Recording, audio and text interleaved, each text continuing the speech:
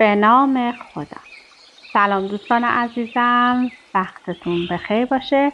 پادکست صدای سکوت امروز رو با کتابی زیبا و بسیار شیرین شروع می‌کنیم. کتاب داستان حیرت انگیز شاغول سحرآمیز ابن سینا، نویسنده کریم زرگر و انتشارات روزنه در سال 1402 این کتاب رو چاپ کرده. سال انتشارش هم به میلادی 1999 بوده. خب با هم میریم که این کتاب زیبا رو کشفش کنیم و قطعا خوشتون میاد و مطمئنم که میرید و این کتاب رو تهیه میکنید و تا انتها میخونید. ابتدا درباره نویسنده من مطلب کوتاهی رو میخونم و سپس کتاب رو با هم شروع میکنم. لطفاً با من همراه باشید. کریم زرگر متولد 1332 اهواز درگذشت بهمن ماه 1396 در کرج هستش. بازیگر، کارگردان، صاحب امتیاز و مدیر مسئول ماهنامه گزارش فیلم و بنیانگذار مؤسسه راه معرفت در ایران بود که به ترویج و تبلیغ جنبش نوپدید عرفانی آکنکار یا اوکنکار، من تلفظ دقیقش رو نمیدونم، و نیز تجاوز به عنف محکوم و اعدام شد.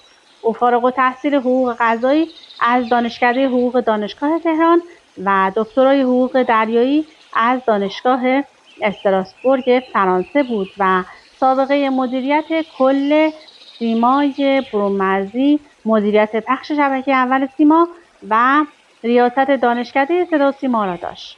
او در سینما هم فعالیت داشت و در فیلم عروسی خوبان به کارگردانی محسن مخملباف به عنوان مدیر تولید و بازیگر فعالیت کرده بود. از کریم زرگر 2 کتاب در حوزه علوم کیهانی، سفری به جهان بین الطلوعین و عرفان به چاپ رسیده است. کتاب شاغول ابن سینا کتابی است در ارتباط با شاغول تاریخی ابن سینا که وی در پیشگویی و درمان بیماران از آن استفاده می‌کرد. این کتاب به همراه یک شاغول، آلبوم کارد و کتاب گام به گام در خدمت آموزنده است تا به او مختصری از پیشگویی را بیاموزد. خب میریم که یه معرفی کوتاهی از کتاب داشته باشیم، اصلا ببینیم این کتاب چی هست. داستان حیرت انگیز شاغول سحرآمیز ابن سینا کتابی است که دکتر کریم زرگر کار تحقیق و تألیف آن را بر عهده داشته است. تلاش برای انتقال یکی از جنبه‌های زندگی ابن سینا در این کتاب ابتدا به عنوان نمونه‌ای از توانایی علمی شرقی‌ها و دوم به عنوان تجربه‌ای برای همه ما تا به خود ثابت کنیم که آنچه از دست رفته است ممکن است با اندکی تلاش و صرف زمان پیدا شود صورت گرفته است. دکتر کریم زرگر تاکید دارد که ما شرقی هستیم و مایه افتخار ماست که قبل از سرقت اطلاعات اینچنینی توسط حیله‌گران و کلاهبرداران آن را پیدا و منتشر کنیم. نویسنده در مقدمه کتاب اظهار داشته که این موضوع را به طور اتفاقی کشف و دنبال نموده و تلاش کرده تا داستان حیرت انگیز شاغول سحرآمیز ابن سینا را از دیدگاه این دانشمند مشهور ایرانی و مسلمان ارائه نماید. هدف نخست این کتاب معرفی بخشی از زندگی ابن سینا، محقق ایرانی است که پیش از این جایی گفته نشده است. دلیل دوم این است که اخیراً به دلیل بهره گرفتن از نوشته‌های ابن سینا استفاده از شاغول در خط درمان شایع شده است. دکتر کریم زرگر همت کرده و با انتشار داستان حیرت انگیز شاغول سحرآمیز ابن سینا آن را در اختیار خوانندگان قرار داده است. این یکی از صدها داستان باستانی است که در کتابخانه‌های قدیمی خاک می‌خورند و منتظرند تا با قلم پژوهشگری دوباره شناسایی شوند. با خواندن این کتاب علاوه بر آشنایی با بخشی از زندگی این دانشمند مشهور ایرانی، با روشی خلاقانه پیشبینی با شاغول آشنا خواهید شد. این کتاب یکی از نتایج آزمایش‌های ابوعلی سینا، متفکر بزرگ ایرانی را در بر دارد. این تحقیق متاسفانه زیر کتاب‌های غربی پر از منطق و استدلال مخفی شده بود تا اینکه 5 سال پیش با سر و صدای یک امریکایی آلمانی تبار منتشر می شود و جیب عده‌ای از ناشران را از دلارهای امریکایی سیراب می سازد. موضوع این کتاب اسرار پیشگویی با شاغول است. ممکن است برخی از خوانندگان این اثر بگویند که ما مسائل مهمتری داریم، اما پاسخ نویسنده این است که نخستین دلیل نوشتن این کتاب معرفی قطعه‌ای از زندگی ابن سینا، دانشمند ایرانی است که تاکنون کسی آن را بازگو نکرده است. اما اولین بخش با عنوانی با تصویر هولوگرام شروع میشه. همان گونه که ابن سینا میگوید پاسخ تمامی سوالها در درون ماست و اگر انسان بتواند هیاهوی درونی خود را ساکت نماید، آنگاه است که او پاسخ را دریافت خواهد نمود. این نتیجه با تکیه بر گفته ابن سینا این معنا را در بر دارد که ابزار و یا اشیا نیستند که پاسخ سوالهای ما را میدهند، بلکه ارتعاشات آگاهی برتر ماست که به حرکت درآمده و مسیر پاسخ سوال ما را نشان میدهد. این نتیجه که حاصل گفته ابن سیناست در اثر عدم توجه و یا به دلیل ناباوری در زیر کتاب‌های پنهان شد که سعی داشتند منطق ما را راضی کنند، کسانی که به آگاهی برتر اعتقاد نداشتند. تلاش فراوان نمودند تا انسان اساساً از موضوع پرداختن به خود دور شود. 200 سال است که انسان در جاده‌ای راه می‌پیماید که در آن منطق دانشمندان الهام را کنار گذاشته، اما خوشبختانه جای تأسف نیست، چرا که انسان از غلط بودن مسیری که می‌پیماید آگاه شده است. حالا او می‌رود تا راه حقیقی را شناسایی کند. این موضوع نه فقط برای مردم آسیا بلکه برای تمام مردم جهان، حتی غربی‌ها نیز رخ داده است. اگر سری به کتاب فروشی‌های کشورهای غربی بزنید، قفسه‌ها پر از کتاب‌هایی راجع به شکست تمدن مدرن و چگونگی بازگشت به عصر کهن است. این رخداد تا جایی پیش رفته که مخالفان آگاهی برتر را واداشت تا همان موضوعاتی را که پدران آنها با استدلال و منطق مردود می‌شناختند با همان استدلال و منطق اثبات کنند. بنابراین امروز در مورد پیشگویی میگویند درست است که ما در جهانی زندگی میکنیم که بر تفکر منطقی تاکید دارد و به ما آموختند که جهت یافتن پاسخ درست همیشه باید به بخش منطقی یا تحلیلی مغز خود مراجعه کنیم. اما همان گونه که بخش منطقی و تحلیلی مغز را با آموزش‌های خود پرورش داده ایم، می توانیم به پرورش حواس درونی یا بخش الهامگر مغز خود نیز اقدام کنیم. طی 15 تا 20 سال گذشته مقالات زیادی در مورد مکانیزم عملکرد نیمکره چپ و راست مغز نوشته شده و به نظر می‌رسد طرفداران منطق به دنبال راهی هستند تا شهود و الهام را به کمک بگیرند. در نتیجه ما نیز همین اتفاق را به فال نیک می‌گیریم. استفاده از شاغول به ما امکان پاسخگویی به سوال‌هایی را می‌دهد که برای رسیدن به همان پاسخ‌ها به واسطه منطق خود نیاز به زمان و هزینه فراوان دارد.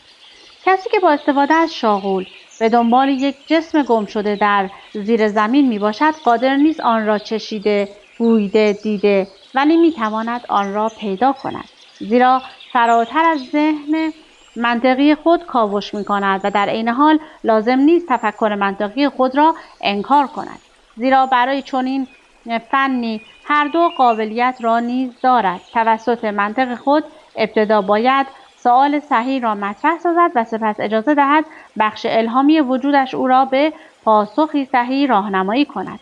لازم است بدانید که شما هر چیزی را می توانید به واسطه شاغول جستجو کنید، ولی تنها اشکال شما در این است که فکر می کنید قادر به انجام این کار نیستید. در نتیجه متوقف می شوید. امروزه بسیاری از متخصصین این فن هنرمندانه به دنبال معادن زیرزمینی، گنج، افراد گم شده، روش‌های درمانگری و انرژی‌های زمینی هستند. بنابراین به خواننده این کتاب توصیه می شود برای به دست آوردن بهترین نتیجه به موارد زیر با دقت و وسواس عمل نماید. خب یک سری نکات رو بیان کرده برای استفاده بهتر از این کتاب که من فاکتور میگیرم و میرم دنباله متن این کتاب رو میخونم. در 1981 روبرت شلدر، یک بیوشیمیست انگلیسی، کتابی به نام علم جدید حیات می نویسد و در این کتاب دیدگاهی جدید را معرفی می کند. طبق این دیدگاه او کل جهان هستی را به شکل یک تصویر هولوگرام می نگرد. برای روشن ساختن نظریه شلدر توجه به تفاوت مابین تصاویری که حاصل نگاتیو عکاسی است با نگاتیوی که حاصل یک تصویر هولوگرام باشد ضروری است. این تفاوت در واقع چگونگی موقعیت ما را نسبت به شاغول مشخص می‌سازد.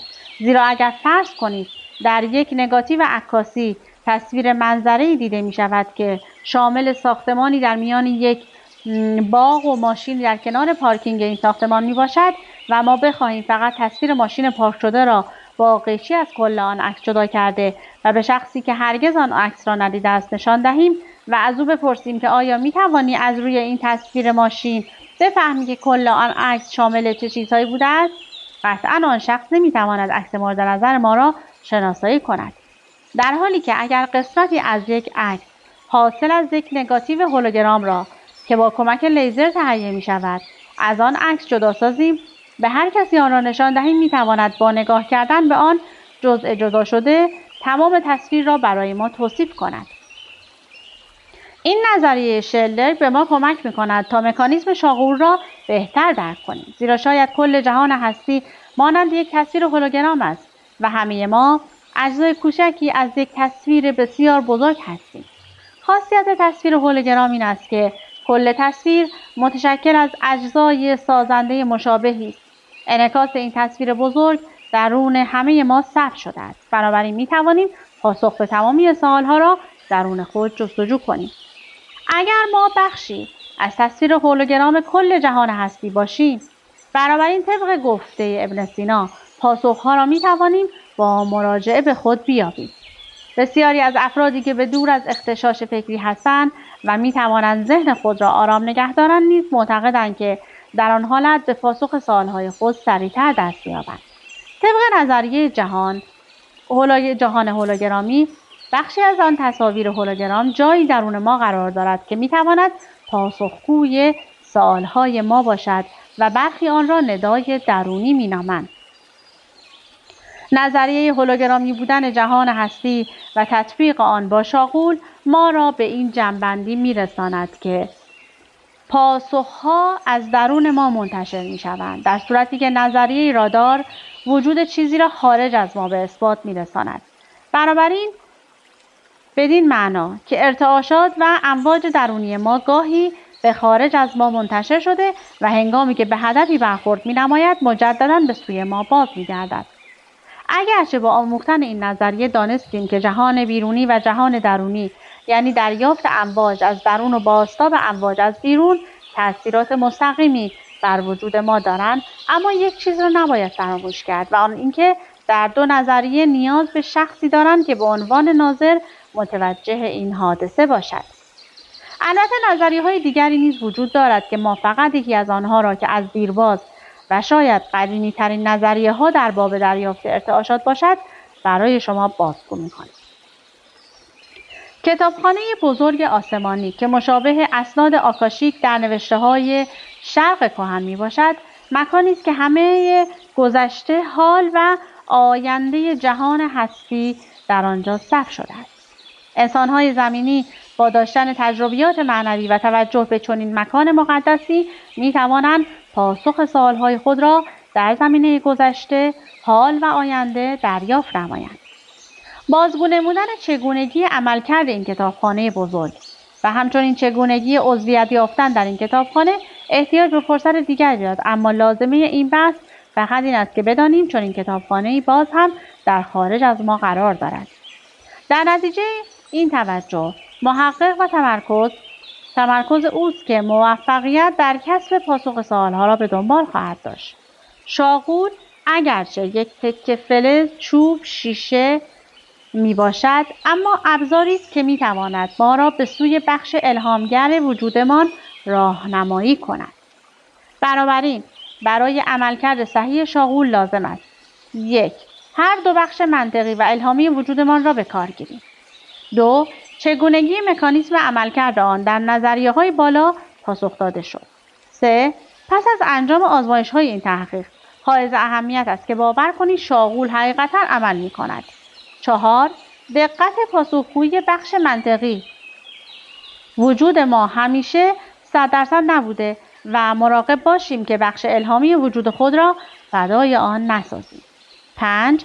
در صورتی که بتوانیم بخش منطقی و الهامی وجود خود را با هم به کار بگیریم، شانس دست یافتن به پاسخ درست بیشتر است. اینک شما در آستانه ورود به این جهان باستانی در عصر جدید هستید. سرزمین سحرآمیز ابن سینا. قصه ای را که همکنون بازگو می کنم شاید برای شما باور کردنی نباشد. نخست به این دلیل که اولین بار است در مورد ابن سینا این پدیده مافوق بشری انتشار می یابد. دوم به این لحاظ که پس از پایان آن شما به رازی دست پیدا کرده اید که حدود چندین قرن پنهان مانده بود و اگر هم معدودی از ایرانی ها، اعراب و یا بقیه ملت ها به دلیل سفرهای دور و نزدیک ابن سینا به آن دست یافته بودند، به صورت شخصی از آن استفاده می کردند. اینک در این کتاب برای اولین بار این دانش عمومی و علنی می شود. بنابراین با من به سرزمین سحرآمیز ابن سینا، این نابغه بشری، بیایید و گوشه ای از آن فضای دانش دلنشین او را دریافت نمایید. دانشی که اگر با صبر و حوصله آن را به پایان رسانید، آرامشی حقیقی را در زندگی خود تجربه خواهید نمود. این داستان حاصل جمع‌آوری گفته‌ها، شنیده‌ها و اسناد پراکنده است که موجود بوده و بدین شکل عرضه می شود. امید است که مفید واقع شود. صبح زود است. جماعتی می خواهند امروز با موضوع جدیدی که ابن سینا وعده آن را داده بود آشنا شوند.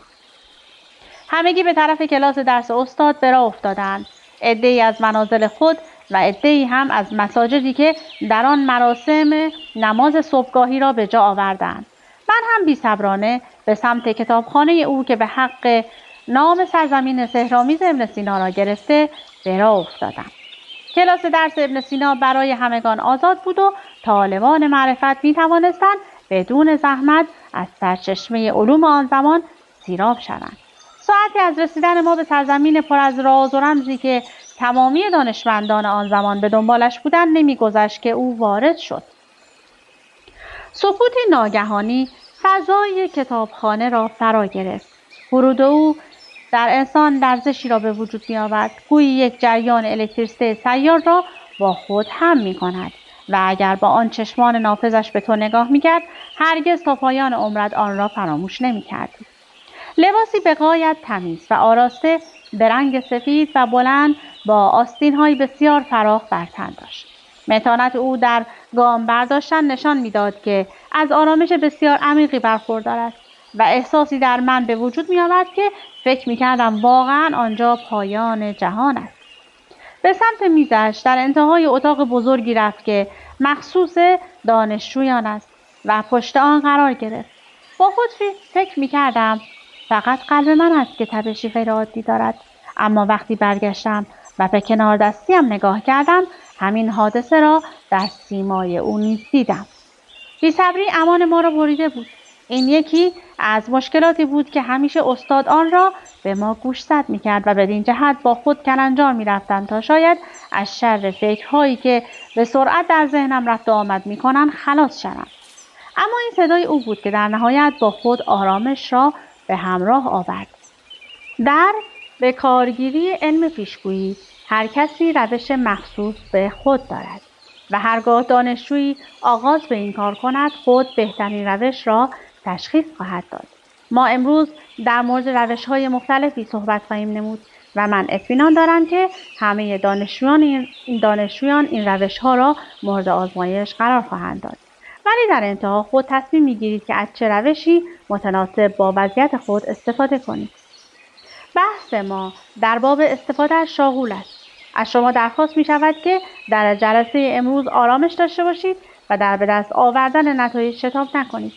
آنچه که در ابتدا لازم است بدان توجه داشته باشید و آن را درون خود پرورش دهید هماهنگی با آهنگ درون خود است. ولی پیش از اینکه وارد این مبحث شویم، ابزار علم پیشگویی را معرفی می‌نماییم. همهمه عجیب میان دانشجویان در گرفت، اما دیری نپایید که درباره آن سکوت عمیق به فضای معبد سحرآمیز بازگشت. زیرا آن استاد نامدار دست در میان ردای خود کرده و جعبه چوبین و کوچک را بیرون آورد که بر روی آن نقش و نگارهای زیبایی حکاکی شده. آن جعبه شگفت‌انگیز با قفلی که بر آن آویخته شده بود دست نیافتنی به نظر می‌رسید. شیخ ابوعلی سینا چنان عمل می‌کرد که گویی گنج گرانبهایی را پس از سالیانی دراز آشکار می‌سازد. این عمل او به قدری حیرت دانشجویان را برانگیخت که سکوت آن جماعت دوچندان شد تا جایی که صدای حرکت مورچگان نیز در آن فضای وهم‌انگیز به گوش می‌رسید. شیخ جعبه را گشود و نخی را که به انتهای آن یک شیئی فلزی آویخته شده بود نمایان ساخت. تعدادی از دانشجویان که عقب‌تر از من ایستاده بودند از استاد خواستند آن شی را بالاتر بگیرد تا آنها نیز آن را بهتر ببینند. شیخ با صدای آرام که گویی با فرزند خردسالی سخن میگوید گفت نامش شاغول است و کارش پیشگویی. من محو تماشای آن بودم و دیگر صدای استاد را از فرسنگ‌ها دورتر میشنیدم. گاهی به کلاس درس برمیگشتم و گاهی هم در بهمیات خود سرگردان میشدم تا اینکه نوبت به من رسید که آن را از نزدیک لمس کنم. آنچه که به دست من داده شد نخی بود به بلندی 30 سانتی متر که در انتهای آن گلوله برنجی و نوک‌تیز قرار داشت. صدای استاد را شنیدیم که میگفت هیچ چیز بهتر از تجربه شخصی خود شما نمیتواند در این زمینه به شما یاری رساند. مطالعه و خواندن در باب علم پیشگویی کافی نیست و نیاز به تجربه مستقیم شما دارد. من آن روز را هرگز فراموش نمی کنم، زیرا برای اولین بار بود که موفق شدم تا به کمک آن شیء افسانه‌ای اولین تجربه یادگیری پیشگویی را انجام دهم. آزمایش. در آزمایش اول 4 موضوع خیلی مهم است و باید بسیار دقیق آنها را یاد گرفت. اول، چگونه شاغول را در دست خود نگه داریم تا عملیات را آغاز کنیم. طبیعی است که شاغول در دست ما نباید نوسان داشته باشد. یعنی لازم است سعی کنیم تا شاغول آرام و بدون حرکت در دست ما قرار بگیرد. اما ممکن است برخی از دانشجویان نتوانند آن را ثابت و ساکن نگه دارند. بنابراین چنین دانشجویی باید مراقب باشد تا این نوسان‌ها را که مربوط به عملیات نیست به خوبی تشخیص دهد. حالا دست خود را به گونه‌ای قرار دهد که انگشت اشاره و شست شما به سمت پایین بوده و انتهای نخ را در میان این دو انگشت قرار دهید که یک تصویر رو گذاشته. فاصله مابین گلوله برنجی و دست شما باید 30 سانتی متر باشد. البته این فاصله در شاغولی که در بسته‌بندی شما می باشد رعایت شده است. می توانید آرنج خود را به روی میز قرار دهید تا احساس آرامش بیشتری داشته باشید. من بیاد دارم که استاد گفت برای بکارگیری شاغول از آن دستی استفاده کنید که الهام شما به شما میگوید، اما اگر الهام شما خواست دیرتر عمل کند فرقی ندارد که شاغول در کدام دست شما باشد. دوم، عملیات خود را بدین گونه آغاز میکنید. در زمان استفاده از شاغول ممکن است واکنش‌های شاغول برای هر فرد متفاوت باشد. بنابراین توجه به این نکته که شاغول هیچ حرکتی نداشته باشد و یا به جلو و عقب حرکت کند برای هر آزمایش کننده حائز اهمیت است. زیرا برای من ثابت می‌ماند در نتیجه این حالت برای من نقطه آغاز است، اما ممکن است برای شما به چپ و راست، عقب و جلو یا هر جهت دیگری حرکت کند و این یعنی نقطه آغاز با استفاده از تصویر شماره 1 شاغول را در دست خود بگیرید و با شاغول شروع به صحبت کنید. بله، تعجب نکنید. شما باید با شاغول صحبت کنید و هم ارتباط برقرار سازید. پس خطاب به شاغول خود بگویید جهتی که من باید آغاز کنم کجاست؟ سوم، می‌دانیم که معمولاً واضح‌ترین پاسخ به سوالها کلمه بله یا خیر می باشد. اگر آزمایش کننده با شاغول بخواهد بداند که شاغول او چگونه با حرکات خود این دو کلمه را به او نشان می دهد، لازم است که تمرین زیر را چند بار انجام دهد. البته ذکر این نکته ضروری است که هر فردی واکنش مخصوص به خود را از شاغول خود دریافت خواهد نمود. مثلا من که شاغولم برای شروع عملیات ثابت می‌ایستد، برای دریافت پاسخ بلی به جلو و عقب حرکت می‌کند و برای پاسخ خیر به چپ و راست حرکت می‌کند. اگر شاغول شما برای آغاز حرکتی دارد، بنابراین ممکن است پاسخ بله را شاغول شما با حرکت در جهت عقربه‌های ساعت بدهد و پاسخ خیر را برخلاف حرکت عقربه‌های ساعت. نگران نباشید، زیرا با انجام تمرینی که به شما داده می شود آن را بسیار ساده به دست خواهید آورد. تمرین: شاغول خود را در وضعیت نقطه آغاز قرار دهید و بپرسید هنگام فرارسیدن بهار، وقتی علف‌ها برای اولین بار سبز می‌شوند، آیا رنگ آنها سبز است؟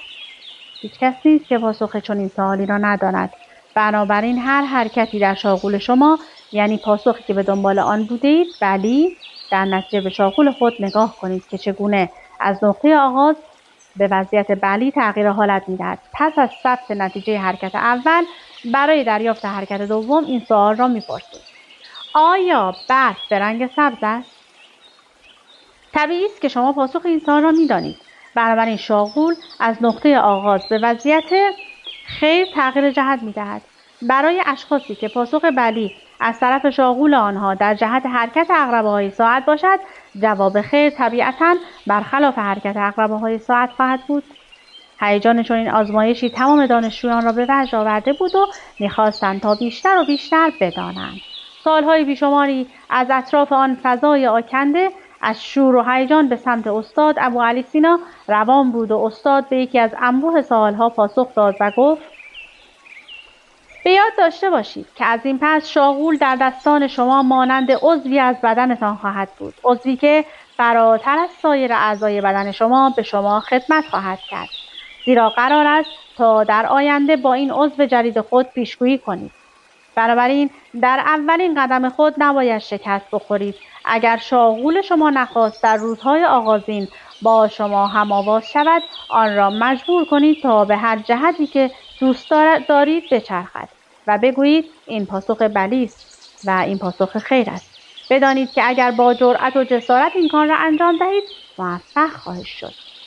اگر این تمرینات را در روز چندین بار انجام دهید، باعث می شود که توانایی پیشگویی شما با شاغول در عرض یک هفته پرورش یافته و شما بتوانید با بخش ناخودآگاه وجودتان ارتباط برقرار کنید. این ارتباط با 3 رمز نقطه آغاز، بلی و خیر بین شما و ناخودآگاهتان برقرار شده است. قول بدهید که این تمرینات را روزی 3 بار انجام داده تا من هم به شما قول دهم که موفق خواهید شد. پس اکنون با شما خداحافظی می‌کنم و جلسه بعد شما را خواهم دید. استاد شاغول خود را درون آن جعبه چوبین اسرارآمیز گذاشت و با آن متانتی که آمده بود بازگشت. کلاس درس استاد تعطیل شد و همه ما به سوی زندگی روزمره خود رها شدیم. من اولین چیزی که به سرم زد جستجو برای یافتن یک شاغول بود تا بتوانم در جلسه آینده درس استاد را در کلاس مو به مو همراه استاد تمرین کنم. بنابراین در پی یافتن آن به راه افتادم. به یادم آمد که شیخ گفت ارتباط برقرار کردن با شاغولی که قرار است عضوی از وجود من شود بسیار اهمیت دارد. پس فکر کردم که بهتر است به جای خریداری کردن یک شاغول آن را خودم بسازم. در نتیجه به دنبال تهیه وسایل ساخت یک شاغول در بازار شهر روان شدم. کوچه ها و دکان های بسیاری را زیر پا گذاشتم، اما گویا چنین چیزی برای مردم این دیار بیگانه بیش نبود. پس چه باید می‌کردم تا اینکه یک شاغول برای خودم دست و پا کنم؟ به فکرم رسید به کتابخانه دارالعلم بروم و از دست‌نوشته‌های استاد استفاده کنم تا بدانم اساساً شاغول را چه اقوامی می‌شناختند و چگونه می‌توان آن را ساخت. دیر وقت بود و کتابخانه را بسته بودند. من تا جلسه بعدی استاد وقت داشتم، اما از اینکه بتوانم تا جلسه بعدی یک شاغول داشته باشم سر از پا نمی‌شناختم. فردای آن روز خودم را با یک زحمت بسیار زیادی به گنجینه دست‌نوشته‌های استاد رساندم، اما متاسفانه دست‌نوشته‌هایی که در آن کتابخانه نگهداری می‌شد آن نبود که من می‌خواستم. تازه از آن گذشته ما از خود استاد آموخته بودیم که هرگز نباید مباحث علمی را در معرض عموم بگذاریم، چرا که همیشه افراد سودجویی هستند که بخواهند از ثمره دانش پولی به جیب بزنند و کاری ندارند که این عمل زشت است و عاقبت آن بی‌حرمتی به زحمت شخصی است که عمری را صرف آن کرده است. به هر حال دست خالی از آنجا بیرون آمدم. هنوز امیدم را از دست نداده بودم، زیرا من در روز درس استاد جز دانشجویانی بودم که شاغول استاد را لمس کرده بودم. میدانستم چیست و چگونه است. تنها اشکالی که وجود داشت آن فلزی بود که شاغول استاد از آن ساخته شده بود. بدون تردید از مفرق بود، یعنی آلیاژی از مس و روی که فلزی است بسیار محکم. پس من نمیتوانستم آن را خودم بسازم. قدری پیاده راه پیمودم و فکر کردم شکست خوردم. همه بچه‌هایی که در کوچه بازی می‌کردند و دغدغه وسیله بازی خود را نداشتند توجه مرا به خود جلب کرد. ناگهان چشمم به وسیله بازی آنها افتاد، وسیله شبیه به شاغول. سر جایم خشکم زد. بله، با چوب. من میتوانم با چوب برای خود یک شاغول بسازم. نمیدانم چگونه خود را به یک نجاری رساندم، اما دیری نپایید که در دستان من یک شاغول چوبی وجود داشت. حالا هزاران بار آن آزمایش را انجام خواهم داد. تمرین پس از تمرین انجام شد، اما در پایان کار متوجه شدم که چیزی کم است. فصل بعدی به نام جانشین استاد. روز موعود فرا رسید. به همراه همه آن دانشجویان مشتاق در آن تالار بی‌صبرانه در انتظار استاد بوعلی سینا لحظه شماری می‌کردیم که همه با یکدیگر راجع به حوادثی که مربوط به اولین آزمایش شاغول بود صحبت می‌کردند و انتظار می‌کشیدند و من از همه مشتاق کرد. اما استاد نیامد. رفته رفته صدای اعتراض به گوش می‌رسید. صبر کردن گاهی اوقات عجب درس بزرگی. آن روز از قضای روزگار استاد با تأخیری طولانی آمد و همین امر باعث شد تا من متوجه شوم معدود کسانی هستند که علاقه و ذوق آموختن فن شاغول را دارند، زیرا بسیاری از دانشجویان به دلیل عدم تجربه و بی‌صبری در آموزش کامل این فن ظریف کلاس را ترک کردند. اما سرانجام سر و کله رئیس کتابخانه آنجا پیدا شد که مردی جوان و بسیار خوش برخورد با لباسهای شبیه استادان بتون همراهیش میکرد. بند از بند من جدا شد. چه اتفاقی برای استاد رخ داده است؟ آیا او را دیگر نخواهیم دید؟ در شهر ما این اتفاقات برای استادان رخ میداد، زیرا اگر رقابتی در میگرفت آن که به سلطان نزدیکتر بود در امنیت بیشتری به سر می‌برد. با خود میاندیشیدم که بر سر استاد چه بلایی آمده است. قبل از هر جوابی رئیس پشت میز استاد رفت و گفت: از استاد بزرگ شیخ الرئیس ابوعلی سینا درخواست شد تا خود را امروز بر بالین مریضی بدحال برسانند. ایشان پذیرفتند و شاگرد برجسته خود استاد ابوعبید جوزانی خواستند تا ادامه درس جلسه گذشته را برای شما بازگو نمایند و ایشان نیز پذیرفتند. پس شما را با ایشان تنها می‌گذارم تا درس خود را فرا گیرید. آهی بسیار آرام از نهاد دانشجویانی که مثل من برای این جلسه خواب و خوراک را بر خود حرام کرده بودند برخاست. البته من وصف ابوعبید را شنیده بودم. او از دانشجویانی بود که مورد مهر و محبت استاد واقع شده بود، اما از آن دانشجویانی بود که خیلی علاقه به ابزار ساحری نداشت. به هر حال من به خود تردید را راه ندادم و فقط به دلیل اینکه شاید در بیش از هزاران بار تمریناتم خیلی موفق نشده بودم نگران به نظر می رسیدم و پیش خود فکر می کردم باید از آن شاغول چوبی باشد که خیلی خوب درست نشده است. به همین دلیل به دنبال فرصتی بودم تا این شاگرد استاد را که امروز نقش استاد را به عهده داشت در خلوت ببینم. در همین فکر بودم که صدای استاد به گوشم رسید، صدایی که همانند صدای ابن سینا پرطنین و رسا بود. چون این آغاز نمود: میدانم که همه شما بی‌صبرانه منتظر هستید تا به دنبال درس استاد گرانمایه ابن سینا دل بسپارید و استاد نیز چون همیشه می‌خواهد آنچه در دل دارد به شما بگوید در جلسه گذشته به شما آموخت که چگونه شاغول را در دستان خود بگیرید و من در این جلسه باید آداب و آیین شاغولداری را به شما بیاموزم. ای دانشجویان عزیز، شما بدانید که در آینده به عنوان امین مردم جامعه خود در میان آنها خواهید بود و آنها اسرار زندگی خود را برایتان بازگو خواهند نمود تا شما نیز به آنها کمک کنید. پس قبل از هر چیز از کسی که بخواهد با کمک شاغول به دیگری کمک کند باید بداند که اصل اول این فن هنرمندانه رازداری است و دوم اینکه با ادب و احترام به مراسم شاغولداری بپردازد. پس مکانی را که برای این کار در نظر میگیرید حتما باید مکانی عاری از اغتشاش، ناآرامی، نامهربانی و از طرفی محیطی باشد که پاکیزگی و طهارت، عشق و دوستی، محبت و مردمداری از صفات بارز آن باشد. شاغول شما باید به دست یک هنرمند ساخته شده باشد و برای اولین بار به دست شما به حرکت درآید و پس از آن هیچ شخص دیگری اجازه لمس کردن آن را نداشته باشد مگر به اجازه شما و در موارد ضروری.